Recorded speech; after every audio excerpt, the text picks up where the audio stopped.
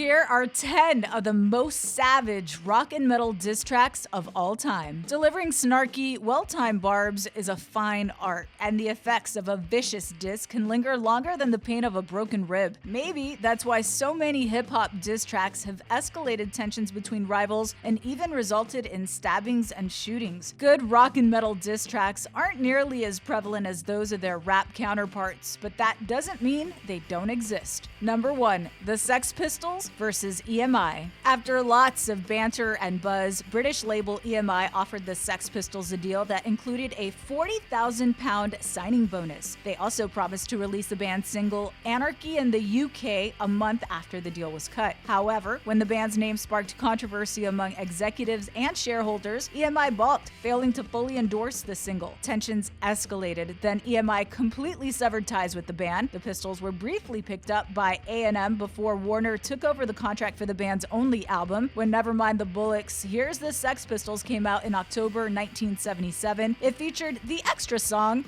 EMI, which pulled no punches. Number 2. Ian Gillan versus Ritchie Blackmore. Gillan took a subtle swipe at Blackmore's condescension and dress sense on Deep Purple's Smooth Dancer. Black Suede, I sense your mockery. I tried to go along with you, but you're black and I know just what to do. You're a smooth dancer, but it's alright because I'm a freelancer. Number 3. Asking Alexandria versus Danny Worsnop. Between 2008 and 2015, Asking Alexandria guitarist Ben Bruce and vocalist Danny Worsnop seemed inseparable both as bandmates and party pals. Then in 2015, Worsnop abruptly quit to focus his energy on another group, We Are Harlot. At first, Bruce was incensed and AA's future seemed in jeopardy. Of course, the band persevered with new vocalist Dennis Stoff, but Asking Alexandria's fourth album, 2016's The Black, is full of bitter and biting lyrics about Worsnop. One of the harshest is found in Sometimes It Ends, which conveys how furious and betrayed Bruce felt when Worsnop quit. Number 4. Amy Lee versus Sean Morgan. Evanescence have never been mistaken for a fury-laden or vengeful band.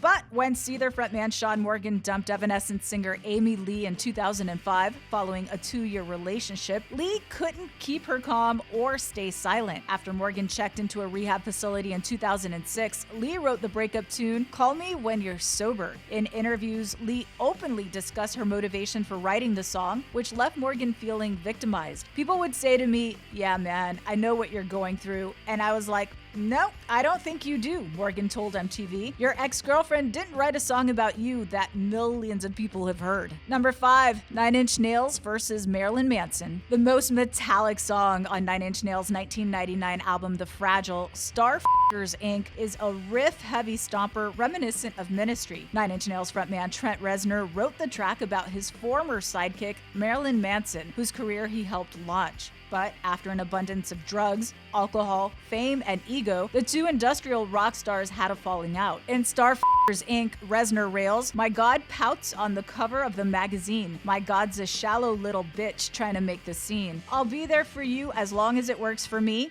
I play a game, it's called Insincerity. Number 6, Scott Weiland versus Courtney Love. When Stone Temple Pilots released their 2001 album Shangri-La-Dee-Da, no one in the band copped to the subject of Too Cool Queenie or even spoke ill of Courtney Love in the press. Later, however, Scott Weiland revealed in his autobiography that he penned the track about Love when she was at odds with the surviving members of Nirvana. A glance at the lyrics make the confession all too obvious. There was this boy, he played in a rock and roll band, and he wasn't half bad at saving the world. She said he could do no right, so he took his life. His story is true. Number 7, Godsmack versus Nikki Sixx. Back in 2009, Godsmack supported Motley Crue on the Crewfest 2 tour, and soon a rivalry began that lasted more than 6 years. According to Godsmack vocalist Sully Erna, Crue bassist and songwriter Nikki Sixx disrespected Godsmack and treated them like shit. Godsmack smacked back at Sixx with the song Crying Like a Bitch, which was about Nikki. Number 8, Limp Bizkit versus Nine Inch Nails. When Trent Reznor called Limp Bizkit frontman Fred Durst a moron in a 1999 interview with Rolling Stone, Durst, who had been a fan of Nine Inch Nails, was hurt. The rapper was even more crushed when Reznor mocked his destructive Woodstock '99 performance. "Let Fred Durst surf a piece of plywood up my ass," Trent said in the article. So, Limp Bizkit cobbled together the diss track Hot Dog, which slapped back at Reznor. "You wanna f me like an animal? You'd like to burn me on the inside? You like to think that I'm a perfect drug? Just know that nothing you do will bring you closer to me." Number 9. The Acacia Strain versus Immure. One of the greatest deathcore rivalries, the Acacia Strain versus Immure, began around 2007. Although the two bands started out as friends, beef quickly heated up as soon as members of the Acacia Strain griped to the press that Immure stole their sound. "Plagiarism is the highest form of flattery. Why would you ever want to be like me?